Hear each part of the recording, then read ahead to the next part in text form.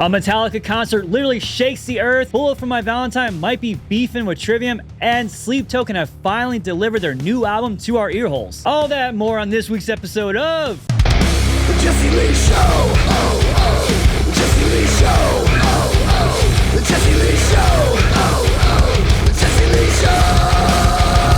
Jesse Lee Show. Woo! I'm so good at fake playing guitar. All right. Hey, it's me, Jesse Lee, aka Music News Daddy. Welcome to the podcast. Thanks for coming over. Thanks for hanging out.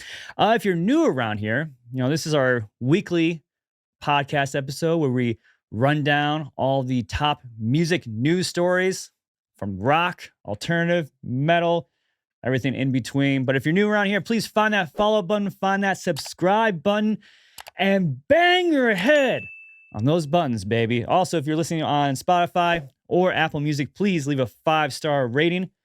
This podcast is already number one in your hearts.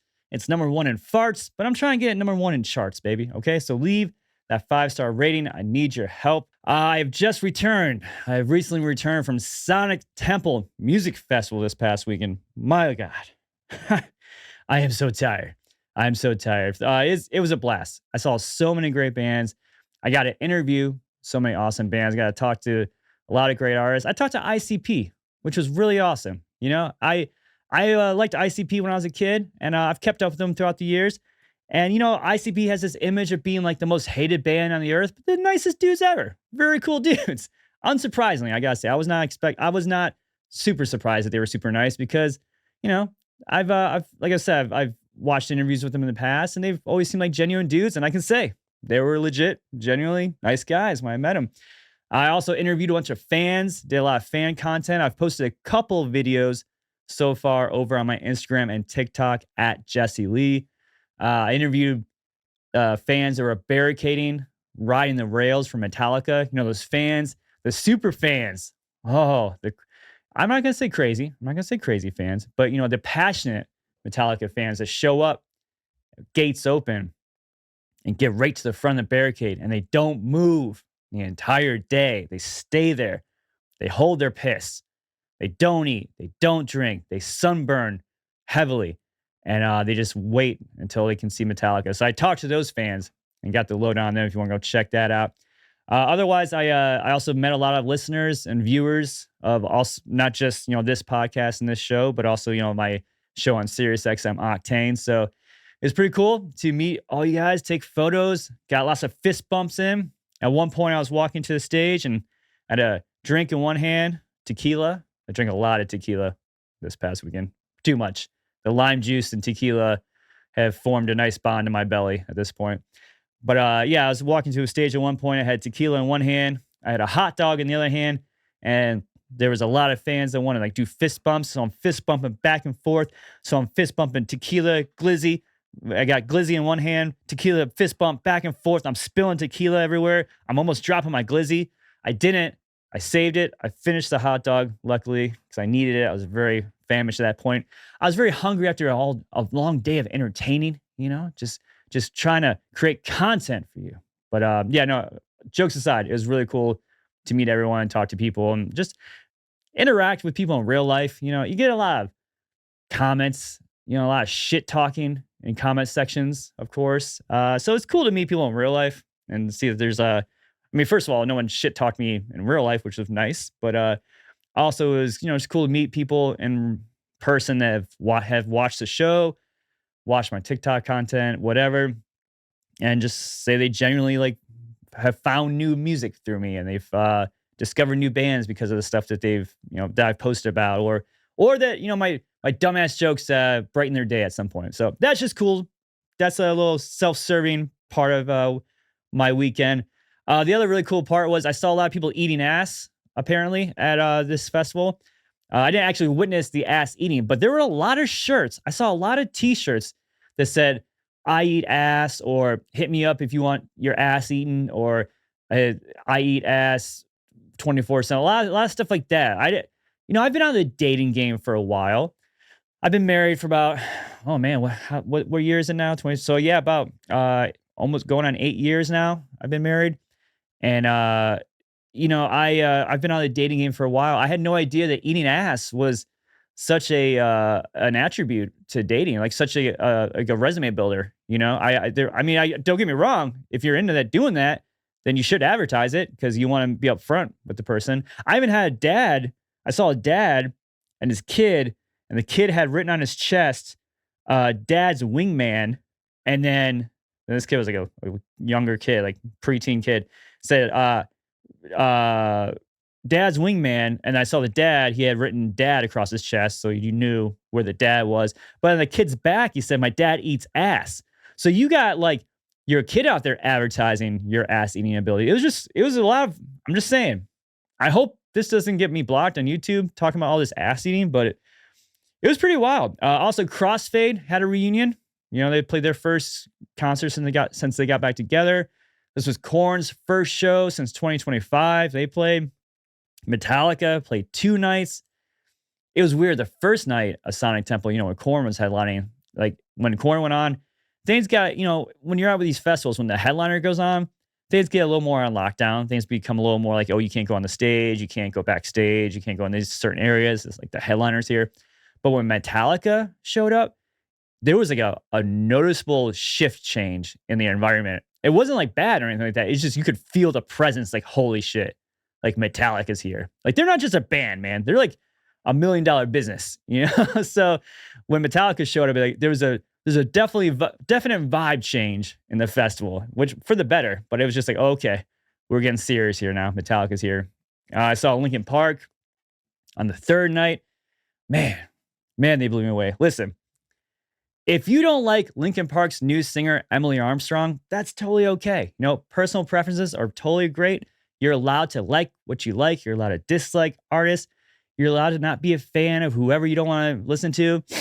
But, however, if you're going to say that Emily Armstrong can't sing, you're lying. You're not being a truthful person. If you're saying Emily Armstrong is not a good singer, then you're just being silly. Because listen, she was so good. She sang if you don't think she can hit those notes, you're wrong. You're just wrong. Okay, she can hit those notes incredibly well. She hits all of them, and she sounds fantastic. And this isn't me trying to glaze her or anything like that. I was just generally blown away. Like I was already a fan of like this new Linkin Park lineup, but live they killed it. And there's a lot of people that I knew that were there who weren't super into the Linkin Park new era. They weren't on board with it. They were sort of against it, and a lot of them that I talked to walked away with a new perspective after seeing her live for the first time. Because these videos of Emily Armstrong singing these Linkin Park songs don't really do it justice. There's a lot of, compression that happens with these, cell phone videos and whatnot. I'm telling you, seeing her live turned a lot of people into believers. And I was just very impressed, and I think she did a great job. And I think this new Linkin Park lineup is awesome. Again, if you don't agree with Linkin Park being back together, if you don't agree with them continuing on with the Linkin Park name, that's a whole separate conversation. That's a whole different thing I'm talking about. I'm talking about her as a vocalist. Fantastic. But anyway, enough of me bragging about my kick-ass weekend that I had. Awesome festival plans. Big first story here. Metallica played a concert so loud that it registered as an earthquake. All right? Metallica played a show at Lane Stadium in Virginia, which is where the Virginia Tech Hokies play. And they have famously adopted the song Enter Sandman as their theme song. They've been using it for like 25 years. And somehow this is the first time Metallica has actually been there to the stadium to play Enter Sandman. But they played it for the stadium. And my buddy, metalhead meteorologist Chris Michaels, you might remember him from the Sleep Token debacle. He was the Sleep Token weatherman. He's been appropriately named on TikTok. But he sent me the seismograph, and you can see on here, I mean, it's pretty easy to tell where fans welcomed the band to the stage. Like they played Enter Sandman as sort of an intro to the band coming out. And you see a big jump, a big pinging. It was pinging pretty heavily red when they come out. And then later on, they actually play the song Enter Sandman live. And there's another big pop. So the song was played as an intro, hyping up the crowd. And then again later on. So I don't know if everyone there I don't know if all the Virginia Tech Hokies were big Metallica fans in general, if they celebrated the entire catalog. but they definitely went nuts for Enter Sandman. Now, it wasn't large enough to be felt by anyone. That's what she said. But I mean, check out this video. This is pretty crazy. But look at the crowd bouncing around. Like, this almost looks like AI, honestly. Like, this doesn't even look like a real video. The next story here, we got Bullet For My Valentine may be beefing with Trivium. We're not quite sure exactly what's going on here, but it looks like they might not continue with their tour because of this beef. So the pair are just finishing up their current co-headline tours called the Poisoned Ascendancy US Tour. And they're out with August Burns Red, Cyanosis, and Bleed From Within. And they were supposed to embark on a Latin America tour and then to go to Australia, New Zealand, Japan. There's supposed to be a whole world tour, I guess. When they first announced that they were doing this thing, it was supposed to be a big world tour. They did the North American part, and now it appears that it's done. They're not doing it anymore. So what happened was Trivium bassist Paolo called out Matt Tuck from Bullet For My Valentine on a live stream for being the sole reason the rest of the tour got canceled. And apparently he's saying the primary decision maker of the band is Matt Tuck, and that's what is causing the whole issue. Somebody was sent me photos of it over the weekend of this interaction. Here, let me pull them up. Yeah, so according to this photo I got sent, Paolo was on this live stream, and he said that they're not going to do the rest of this tour because Matt Tuck and Bullet For My Valentine don't want to do the rest of the tour. And somebody commented and said, I get it, but name dropping Matt wasn't cool, especially if he wasn't there to clarify why he or they don't want to do South America. I understand the frustration, but I feel like this should have been handled behind closed doors. And then the official Trivium account responded and said he's the sole decision maker of the band, and he has no respect for us or the crew.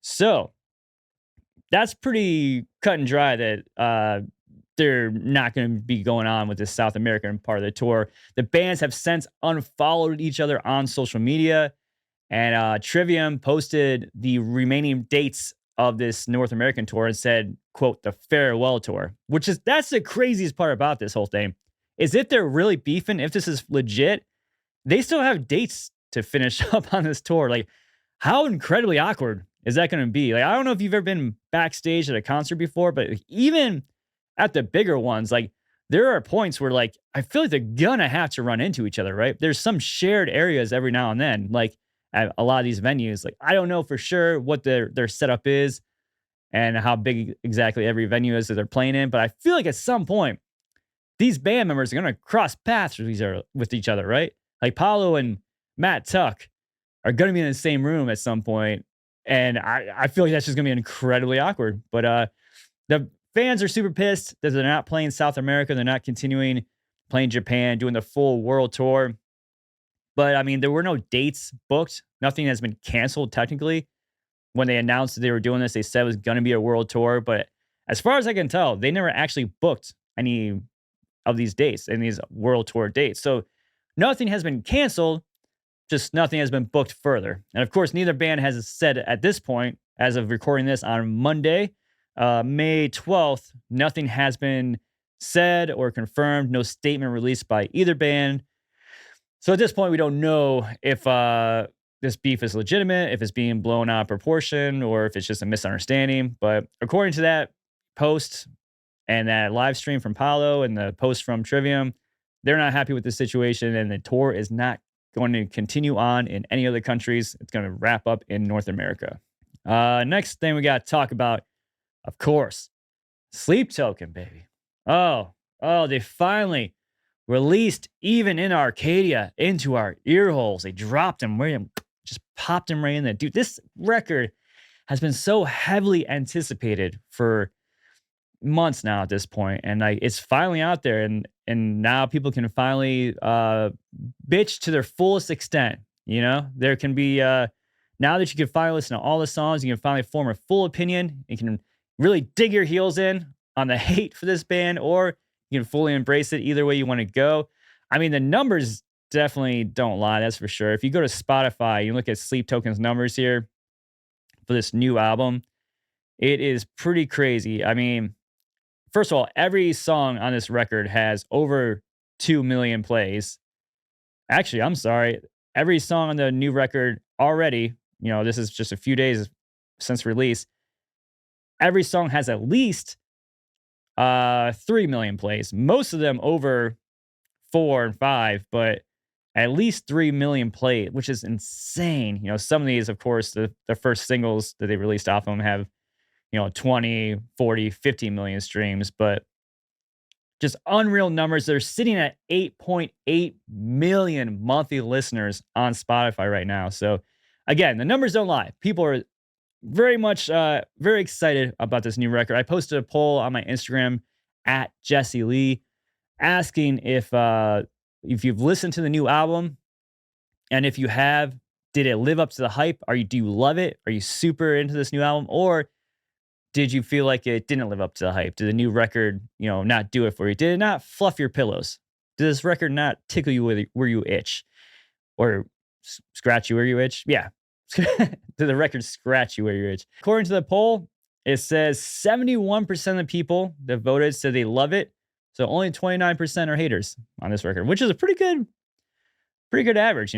That's usually the haters outweigh the lovers of on these polls, but pretty good stats on that one. I'm gonna need to listen to it again. Of course, I listened to it on when it dropped, but I was busy all weekend, so I definitely enjoy it after first listen, but I want to go back through and listen to it again before I form my full opinion.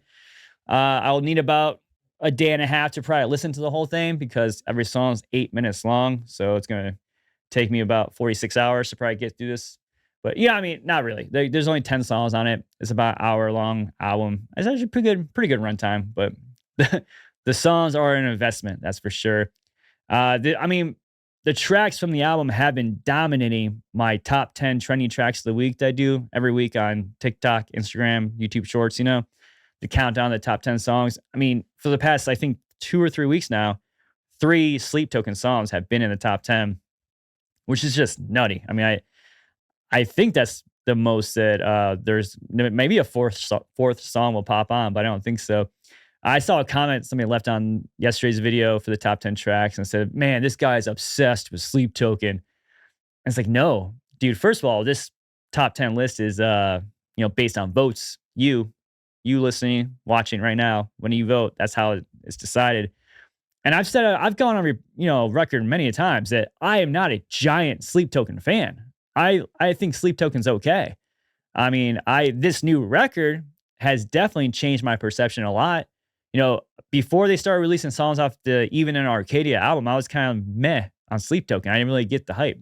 I wasn't a hater. I won't go as far as to say I was a hater, but I definitely wasn't a diehard, super devoted. I wasn't worshiping. I was not worshiping. Okay. Now, I'm bending the knee a little bit. I'm gonna be honest. I'm bowing a little bit to Sleep Token because I'm very impressed with the new stuff they're putting out. I'm liking it a lot. I won't go as far as to say I'm obsessed.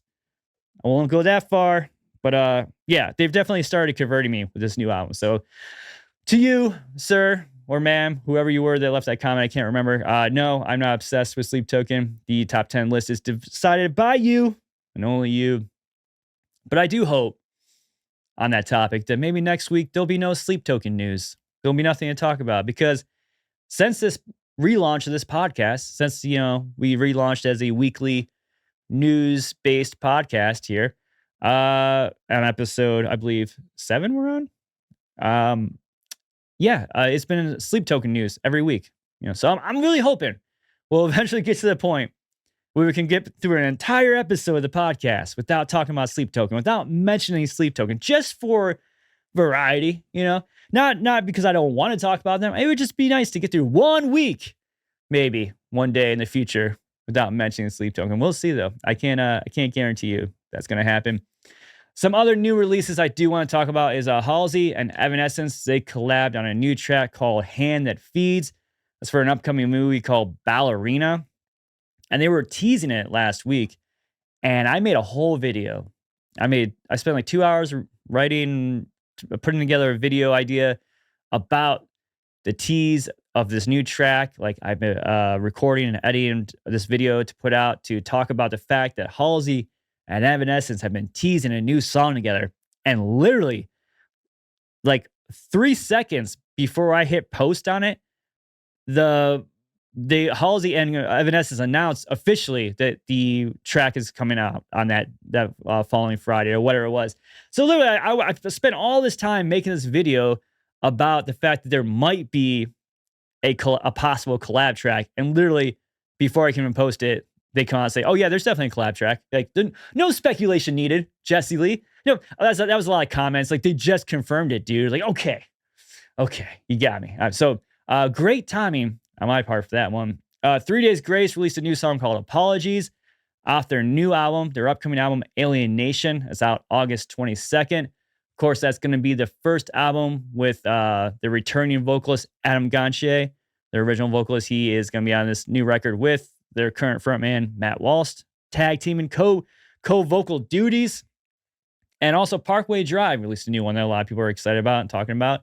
New song called Sacred, if you want to go check that out. If you want to hear any of these songs or any of the new songs released every week, I do have the Jesse Lee's New Music Friday playlist. That is on Spotify. You can go check that out. I update that every Friday with all of the week's new releases. Some other stories I do want to get into real quick. Alice in Chains have canceled their tour and all festivals due to an undisclosed health issue of drummer Sean Kinney. Disturbed frontman David Draiman, he's engaged because he proposed to his girlfriend on stage during a show. He pulled her up on stage during the show and proposed to her right there in front of the audience. And she said, "Oh yeah, you're right, down to sickness." No, but no, seriously, congrats to the newly engaged couple. Speaking of, congratulatory news, Oli Sykes is expecting twins. I thought maybe he just had a big breakfast when I saw him. I didn't realize that he was no, obviously he's not, pregnant, but as his other half is, and they're going to have twins. So good for them.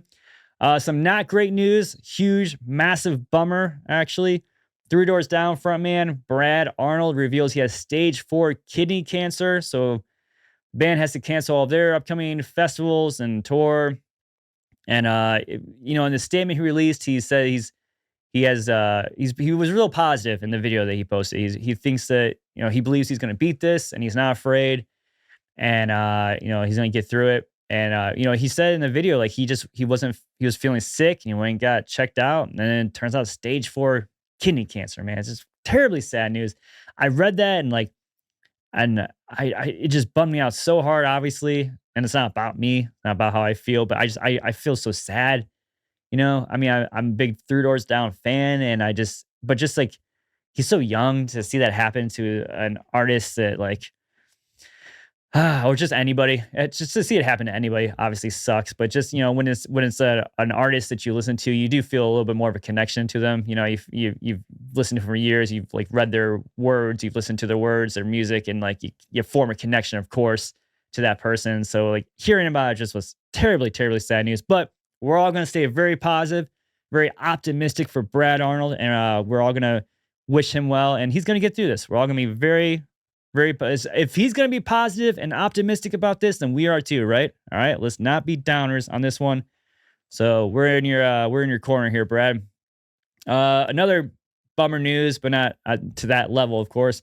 We shouldn't be expecting any Slipknot music anytime soon, or at least not a new album. Guitarist Jim Root was asked in an interview if they've been working on a new album, and he said, "Not diligently. We've been touring so much with Eloy Casagrande, their new drummer, since he joined the band, and my inspiration is nearly zero."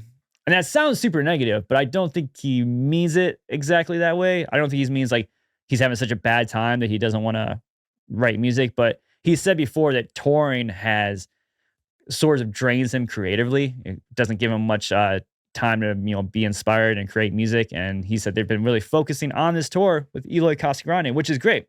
And he also added that there's a bunch of music they wrote during COVID that they're just not really interested in anymore. They don't want to revisit. He said, "I think everyone else in the band gets it too. And I think they're kind of like, okay, we just need to maybe sweep this under the rug and start fresh," which is not a bad idea, because I mean, now that you got Eloy in the band, why not? You got, a new member in there. Nothing against Jay Weinberg, of course, their former drummer, but now that you have somebody new in the band, you've got a new dynamic, new chemistry. I think it's a great idea. Start fresh, start from the beginning and see what you can crank out, especially, I don't know, does anyone want to hear COVID tunes anymore? Not that these songs that they wrote would be about COVID, but I mean, everyone was in a really weird mindset in, peak COVID times. Like a lot of the songs that we heard that were coming out around that time were a lot about isolation and being away from everyone. Obviously, it became kind of like like, okay, every song is kind of about feeling isolated and lockdowns and like, a lot of political stuff, of course, too. But I don't think I don't think we need any more of those songs right now. I think we're good. And I don't think I don't know for sure. I can't say that that's what those songs that Slipknot were working on during COVID are about, but I don't know, why not? Why not start fresh? Is all I'm getting at. Let's go fresh. Sorry, I am like. By the way, if you have not noticed throughout this podcast, I have like no voice left after multiple days at Sonic Temple screaming my head off and yelling over awesome bands. I don't have a lot left in me here, but I'm doing my best. All right. I do want to go watch. I want to show you this real quick video here that I came across. All right, so to set this up real quick, Joel Madden from Good Charlotte has a new podcast, or not a new podcast. He's had it for a while now, called Artist Friendly. And he had Bert McCracken from The Used on it. And I don't know actually, I don't even know when this clip is from, how old this podcast episode is, but this clip just popped up on my feed recently. And that's all I got. I'm not gonna preface it anymore. So check it out. What's your relationship like now with drugs and alcohol? Just clean. Oh, you are? Yeah. Oh, Yeah. that's good. But if there's drugs around, Oh, so you do drugs? every once in a while. Okay. When they're around. Okay. Like, oh, I'm clean, except when I'm not. I'm sober. Except when I'm drunk. Like, like I just love Bert's like roundabout way to answer this because especially hold on, look at this again. Watch this What's again. your relationship like now with drugs and alcohol? Just clean. Oh, you are? Is it? Oh, you are? Like, oh, is this the story we're going with today? Like, oh, you are? And then, Oh, like, you can tell Joel's like shock and his like, and how much he doesn't not believe Bert when he says this because the way the inflection in his voice, the pitch change on the O. Hear that again. relationship like now with drugs and alcohol? Just clean. Oh, you are? Yeah. Oh, Yeah. That's good. But if there's drugs around, Oh, so you do drugs? but if there's drugs every around. once in a while. Okay. When they're around. Okay. All right, it is time to get into some questions. Your cues, my A's.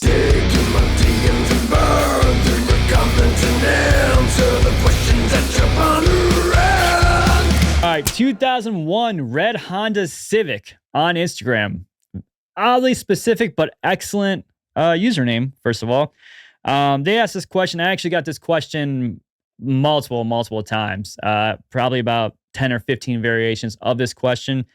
And likely because I just did the Sonic Temple Festival. But they want to know, are you going to Rockville? Welcome to Rockville is happening this weekend. Huge, massive 4-day festival in Florida. Ton of amazing artists. It's going to be such a good time. No, I will not be going. Not for any specific reason other than I really only have one mega festival in me in a week's period, basically. I mean, I just did Sonic Temple like days ago. And I don't know. I can't do another 4-day festival this weekend.